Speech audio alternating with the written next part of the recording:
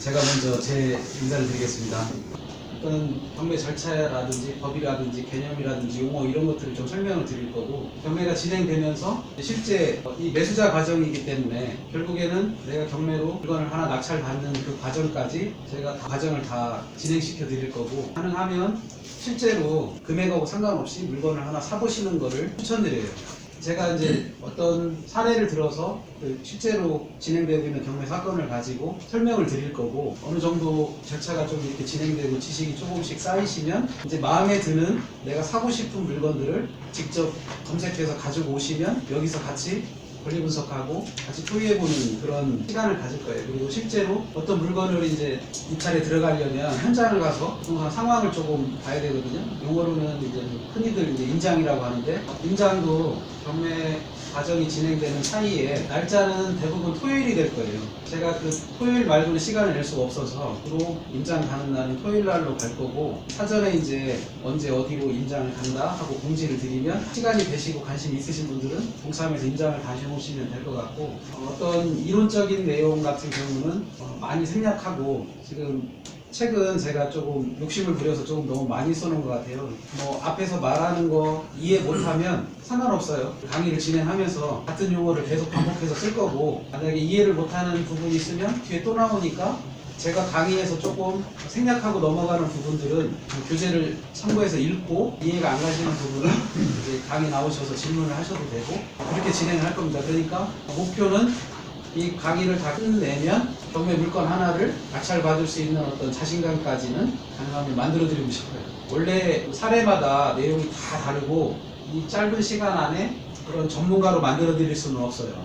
그런데 이제 예를 들면 강의가 끝나고 내가 물건을 사기 위해서 어떤 물건을 검색했을 때 내가 가르쳐드린 거 가지고 이해가 안 가는 부분들이 있으시면 수시로 찾아오셔서 이해 안 가는 부분을 저한테 이제 질문하시면 제가 다 설명을 드릴 건데, 그러려면 좀 개념이 어느 정도 머릿속에 이렇게 좀 정립이 돼 있어야 된다. 그리고 실제로 물건을 하나 사봐야만 처음에 그 물건을 선택하는 때부터 나중에 실권을 취득하는 데까지 경험이 쌓여서 다른 물건을 볼 때도 다 똑같이 그렇게 가면 되고요. 강의하면서 제가 종종 이제 투자에 대한 어떤 방법들을 좀 알려드릴 거예요. 그러면 그런 거를 이게 좀 이렇게 보다가 자기하고 좀 맞는 부분이 있어요. 아까 제가 좋아하는 물건을 어떤 물건이 관심 있는지 말씀드린 거는 사람마다 다 취향이 틀려가지고, 어떤 분은 토지에 관심이 많으시고, 어떤 분은 아파트, 어떤 분은 상가, 그 다음에 어떤 분은 특수 물건이라고 해서 뭐 유치권, 비싸고 복잡한 거, 그러고 관심이 사람마다 다 틀리죠.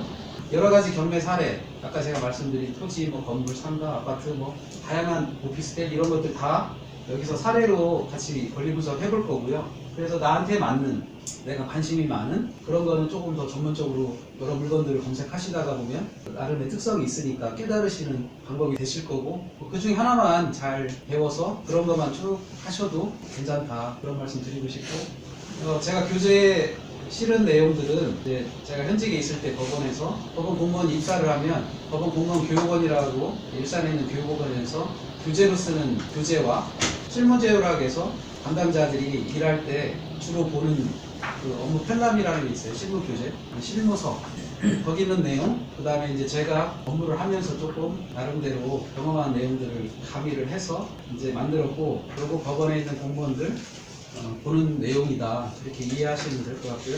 그래서 다른 어떤 책들하고는 조금 다를 수는 있어요. 복잡하고 전문적이고 어려울 수 있는데, 그 케이스에 내가 산 물건이 해당되잖아요. 그럼 그 판례대로 법원에서 판단을 하니까 너무 어려우면 그냥 패스해서 그냥 이런 게 있나 보다 하고 넘어가시면 돼요. 다 이해 안 하셔도 되고, 그 중에 내가 어떤 물건을 보다가 이 책에 있는 어떤 내용하고 좀 비슷한 것 같은데, 그럼 그때 찾아보시면 돼요. 강의는 1강, 2강, 뭐 3강, 4강 이렇게 쭉 있는데, 어떤 때는 한 강만 강의하고 실제 사건으로 이렇게 할 수도 있고, 어떤 거는 뭐 2강, 3강 연달아서 쭉 진행할 수도 있어요. 관련성 있는 것들은. 공부를 하고 오실 때 오늘 1강, 2강 강의를 진행할 건데, 다음에 오실 때는 한 3강, 4강 정도 읽고 오시면 조금 도움이 되실 것 같습니다. 그리고 그 PPT 자료는 그 내용을 다 일일이 전부 설명드리기 어려워서 서머리를 해서 띄워드릴 거예요. 그러니까 책하고 이거하고 같이 보시고 설명 들으시면 될 것 같습니다. 그래서 일단 경매란 그럼 뭐냐, 여기서 경매는 부동산 경매, 법원에서 하는 부동산 경매가 주예요. 물론 경매 종류에는 물건에 따라서 다양하게 많죠. 우리 흔히 자동차 경매도 경매고, 그 다음에 특이한 거로는 뒤에 나오지만 광업권이라는 게 있어요. 이제 앞으로 쭉 저랑 공부할 경매는 부동산 경매를 말하는 거죠. 부동산 경매를 주로 다룰 거고, 나머지 예외적으로 유체동산 경매, 아까 부동산에 준하는 물건에 대한 경매는 자동차, 건설 기계, 뭐 이런 거, 뭐 선박, 비행기, 뭐 비행기는 안 해가지고 선박 그런 것도 좀 바닷가 쪽에는 많이 하죠. 그런 것도 이제 다 매각 대상에 따라서 이렇게 나누고요. 그다음에 이제 강제 경매하고 임의 경매가 이제 부동산 경매 중에 대부분을 차지하는데, 강제 경매는 판결을 받아서 채무자의 재산을 강제로 압류해서 매각하는 게 강제 경매고, 임의 경매는 은행에서 이제 근저당이나 뭐 전세권 이런 걸 설정한 권리자가 이제 채무를 변제하지 않을 때 법원의 판결 없이 담보권 설정한 그걸 가지고 경매를 신청하는 걸 이제 임의 경매라고 합니다. 그리고 실질적 경매는 채권을 회수할 목적으로 진행하는 게 이제 실질적 경매죠. 임의 경매, 강제 경매 이런 게 실질적 경매고, 형식적 경매는 많이 들어보셨을 거예요. 유치권 경매, 그 다음에 이제 공유물 분할 경매. 그거는 뭐냐면 채권을 회수하는 목적의 경매가 아니고 그 자산을 환가하는 절차를 경매 절차로 이용하는 거예요. 흔히 이제 공유자, 토지를 공동으로 소유하고 있는 공유자가 예를 들면 토지를 나눠서 내가 단독 소유를 하고 싶어요. 그래서 다른 공유자한테 이거 분할하자 했더니 이제 서로 좋은 땅을 가지려고, 위치를 가지려고 서로 협의가 안 되겠죠. 그럼 법원에서 그럼 팔아서 지분으로 나눠 가져라 하는 판결을 내려줘요. 그 판결을 가지고 경매를 신청하는 거죠. 그러니까 엄밀하게 말하면 내가 다른 공유자들한테 돈 받을 게 있어서 신청하는 게 아니고 내 지분을 환가해서 돈으로 분배받고 끝내려고 하는 경매죠. 그래서 형식적 경매라고 보통 부르고요. 그러면 이제 우리가 주로 하는 부동산 경매에 그럼 부동산은 뭐냐? 뭐를 부동산으로 하냐? 토지의 정착물은 토지에 포함되는 거죠. 등기되지 않는 수목 같은 거, 돌담이나 뭐 아니면 콘크리트 구조물 이런 거, 토지 정착물이라고 하죠. 그 다음에 건물, 미등기 부동산. 미등기 부동산의 대부분은 다 미등기 건물을 말합니다. 그러니까 등기되지 않았으니까 아직 부동산이라고 할 수는 없지만 그래도 등기를 해서 부동산으로 할 수 있는 거. 대부분 집담한 건물 같은 경우를 말하죠. 부동산에는 토지 건물, 그 다음에 이제 미등기 부동산이라고 해서 건축 중인 건물, 그걸 말하고, 그 다음에 이제 아까 말씀드린 것처럼 토지의 공유 지분은 그거는 위에 말한 토지 건물하고 들어가지는 않아요. 그런데 그 토지를, 건물이나 토지를 공동으로 소유할 때 공동으로 소유하고 있는 공유자의 지분, 그 권리죠. 권리. 그 지분도 경매할 수 있죠. 아까 말씀드린 예를 들면 공동 소유하고 있는 토지 공유자한테 내가 돈 받을 게 있어요. 그래서 어떤 채권자가 그 공동 소유자 중에 한 사람의 지분을 압류를 해서 경매를 신청할 수 있어요. 그러면 그 사람은 그 사람의 지분만 사죠. 그러니까 실제적으로는 부동산이라면 토지 건물을 말하는데 이건 토지 건물의 권리죠. 소유권. 그것도 경매 대상이 된다. 그 다음에 이제 공장 및 광업재단은 우리 공장 보면 공장에 이제 공장 대지가 있고 공장 건물이, 그 다음에 그 안에 기계기구들이 있어요. 기계기구, 물건 만드는 기계기구.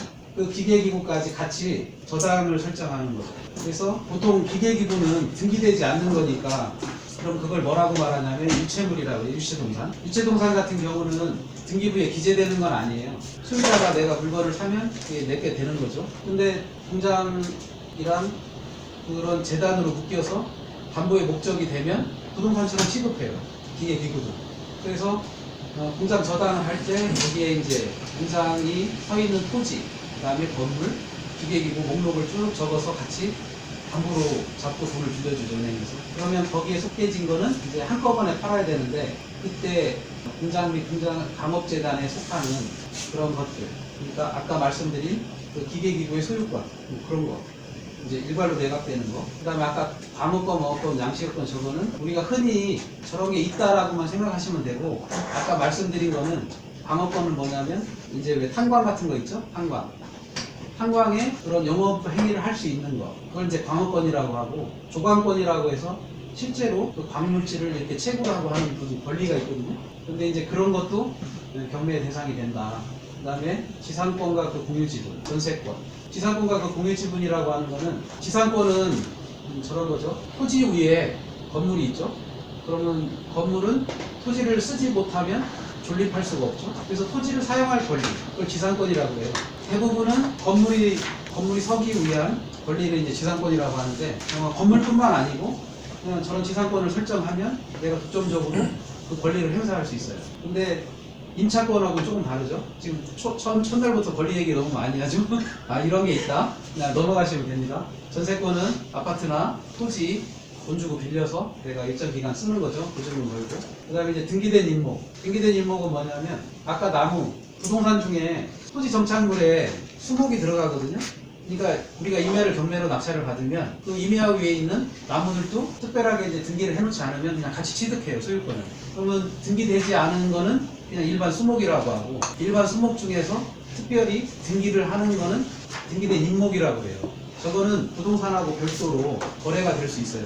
이게 우리가 일상에서 흔히 보지는 못하는 내용인데, 임야에 관심이 많으신 분은 등기된 임목은 좀 관심을 가지시면 도움이 됩니다. 나중에 저게 왜 임야 관련된 그 경매에서 저게 도움이 되는지는 나중에 이제 강의 진행하면서 또 알려드릴게요. 그래서 등기된 임목은 등기되는 순간 부동산처럼 취급해서 별도의 경매 대상이 된다. 그리고 경매는 그 부동산 소재지 지방법원이 경매 법원이 된다. 그런 뜻이고요. 그럼 경매 절차가 이제 어떻게 진행되는지 최초부터 세 단계로 나눌 수도 있고, 제가 규제에는 네 단계로도 나눠놨죠. 그러니까 2단계, 3단계는 다 매각 단계로 그냥 같이 이해하셔도 됩니다. 최초에 경매 채권자가 채권을 해소하기 위해서 아까 두 가지 경매가 있다고 했죠. 강제 경매하고 임의 경매하고. 그러면 경매 신청서를 법원에 이제 제출을 합니다. 내가 이 채무자한테 받을 돈이 얼마다, 원금 얼마, 이자 얼마, 그리고 매각해서 팔을 물건은 어떤 거 이렇게 정해서 신청을 넣죠. 그럼 법원에서 요건에 맞으면, 그러니까 채권이 변제기에 도달했고 그런 권한이 있고 그러면 정당한 신청인이고 그러면 경매 개시 결정을 하죠. 경매 개시 결정은 이제 경매를 개시한다, 매각 절차를 진행한다는 뜻이고, 개시 결정을 하면 동시에 등기소에 그 부동산 개시 결정 등기를 촉탁을 하는데, 촉탁을 하는 이유는 앞으로 이 물건은 경매를 진행하는 거니까 물건을 살 사람은 그거를 염두에 두고 사거나 이제 거래 관계를 해라. 그래서 저 경매 개시 결정 등기가 등기부에 촉탁되면 압류됐다고 보는 거예요. 그때 그 다음에 촉탁을 해서 이제 압류를 해놓고 채무자, 소유자, 이해관계인들한테 개시결정 송달을 하는데, 저 경매 개시결정 정보 송달에 이제 채권자한테도 송달해주고 채무자, 소유자 이렇게 송달해줘요. 근데 제일 중요한 건 누구냐면 채권자는 받거나 안 받거나 상관이 없어요. 왜냐하면 자기가 신청했으니까. 그리고 이해관계인들, 개시결정은 뭐 이해관계인들한테까지는 다 송달 안 하고 채무자, 소유자한테는 꼭 송달이 돼야 돼요. 송달을 받지 않으면 매각 절차를 진행할 수가 없어요. 그래서 실제로 송달을 못 받으면 공시송달일까지라도 하거든요. 공시송달은 실제로 못 받아도 게시판에 게시해놓고 일정 기간 지나면 이제 받는 걸로 처리하죠.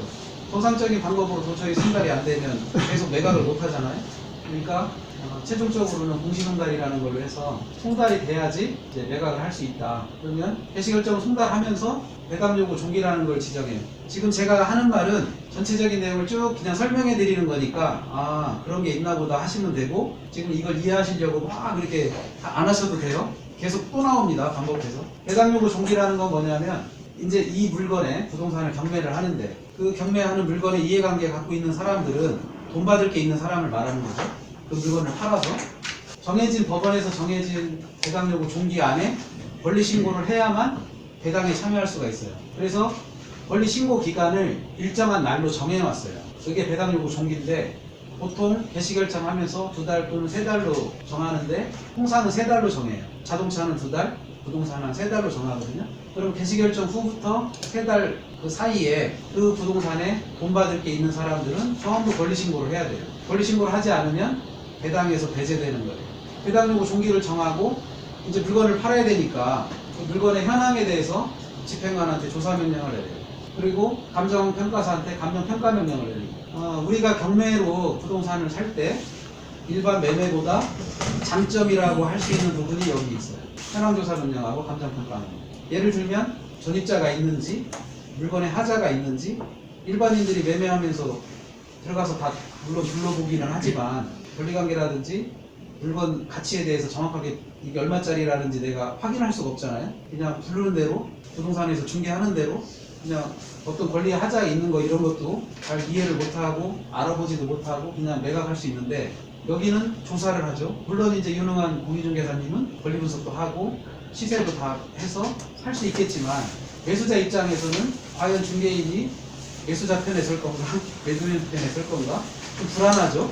물론 공정하게 하겠지만, 그렇지만 여기는 법원에서 강제적으로 집행관이 상황에 따라서는 잠긴 열고 들어갈 수도 있어요. 강제로.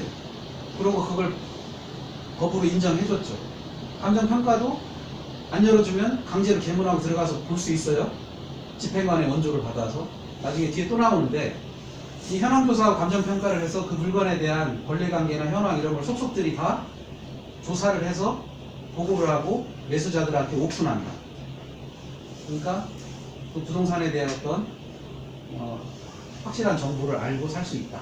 그런 장점이 있다고 하는 게 저 현황조사하고 감정평가죠. 해당요구 종기하고 현황조사, 감정평가는 같이 동시에 결정을 하고 동시에 진행합니다. 그리고 이제 화살표는 이렇게 순서대로 그냥 적어놨는데 저 절차는 한꺼번에 동시에 진행하죠.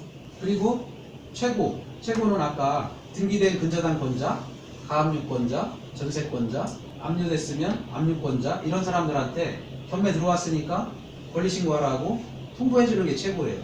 그러니까 등기된 권리자들한테 보내는 게 최고죠. 등기되지 않은 사람들은 이 물건이 경매에 들어왔는지 잘 모르잖아요. 사실은. 그러면 세입자 같은 경우는 언제 자기 사는 집 경매에 들어온지 아냐? 집행관 현황조사 왔을 때.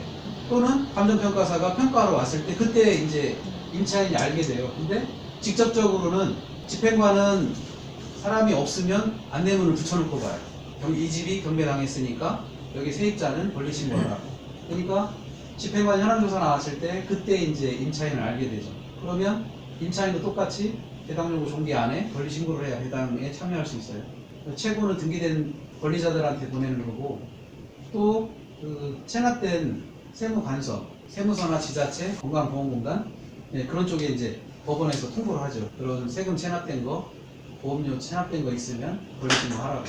이렇게 해서 이제 해당 요구 종기까지 권리신고가 다 끝나면 해당 요구 종기가 지난 후부터 2달 또는 3달 사이에 매각명령을 내려요. 이제 권리신고가 다 끝났으니까 현황조사 감정평가도 다 끝났고, 근데 이제 배당 요구 종기 지나서 매각명령을 할 수 있는 거는 소유자하고 채무자가 개시결정 저거를 받았어야 돼요. 그래서 어떤 경우에 따라서 해외에 있는 분들은 소유자나 채무자가 배당 요구 종기 지나고도 한 1년 후에 매각이 들어갈 수도 있어요. 그러니까 통상은 종기 지나고 정상적으로 절차가 진행됐을 때 종기 후에 2-3달 안에 법원에서 매각명령을 내립니다.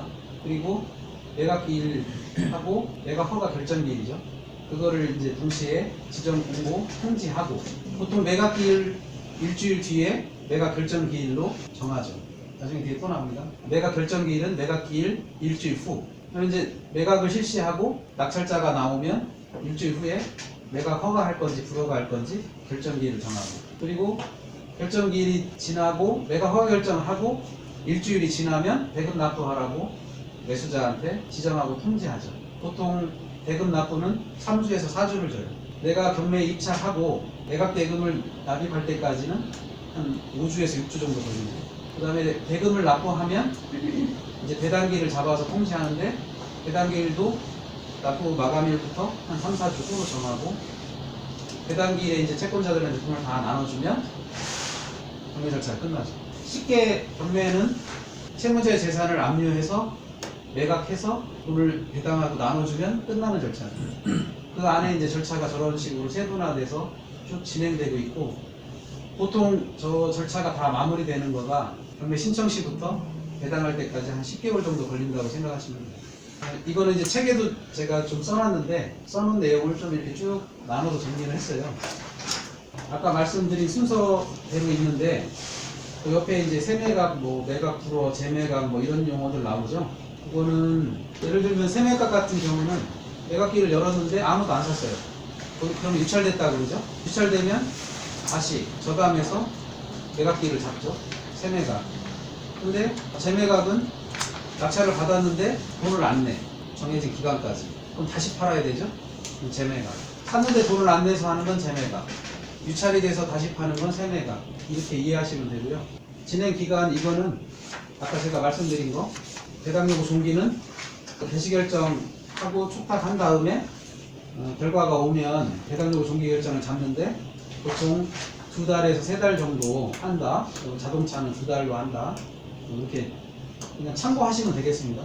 이거 외우실 필요 없어요. 순서만 전체 진행이 신청하면 개시결정하고 개시결정을 등기소로 촉탁하고 개시결정 정보 송달하고 대상 요구 중기 결정하고 공고하고 현황조사 감정평가명령 뭐 이런 절차로 이렇게 쭉 진행이 된다. 네, 그렇게 이해하시면 될 것 같습니다. 나중에 저런 날짜라든지 저런 절차가 매수자한테 꼭 필요한 내용이 있어요. 예를 들면 저런 거죠.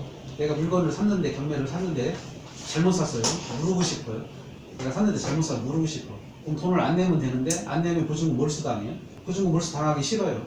그러면 법원에서 절차를 이거에 맞게 진행했나 안 했나 하자를 찾아내죠. 그래서 절차 잘못 진행해서 법원에서 그러면 뭐 니네 절차 잘못 진행했으니까 이거 다 무효로 하고 보증금 돌려줘. 그럼 돌려줍니다.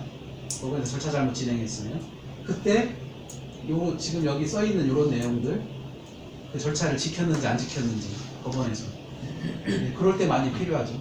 내가 정상적으로 입찰해서 물건 받아가지고 소유권을 취득하면 이런 거 필요 없죠. 그냥 돈 내고 내 거 얼른 소유권 취득하면 되는데 잘못 샀을 때 그리고 저런 경우도 있죠. 소유권을 취득하고 싶기는 싶은데 깎고 싶어요. 하자 있는 걸 잘못 샀어. 예를 들면 뭐 균열이 가가지고 못 쓰는 부분이 있다. 그럼 그 부분은 빼야죠. 감정평가나 현황조사에서 누락됐거나 뭐 하자가 있는 걸 찾아내서 매각대금을 깎아달라 청구할 수 있습니다. 그러면 청구 깎아줘요. 근거가 있으면. 그럴 때도 쓸 수 있죠. 절차 위반했는지 안 했는지. 정상적일 때는 별로 신경 안 써도 됩니다. 매수자는. 법원 직원들이 신경 써야 될 거죠. 절차를 제대로 진행하고 여기 정해진 날짜 안에 착착착착 진행해야 되는 거는 이제 법원 경매계에서는 그거를 좀 많이 신경 쓰고 하는데 매수자들은 사실은 저거 신경 쓸 필요 없죠. 그냥 입찰해서 사고 소유권 취득하면 그만이니까. 근데 아까 말한 것처럼 물건을 잘못 샀을 때 보증금 불려받고 싶으면 절차 하자 있는지를 찾아내야죠. 네, 그럴 때 써먹습니다. 그냥 올려놨어요. 참고하시라고.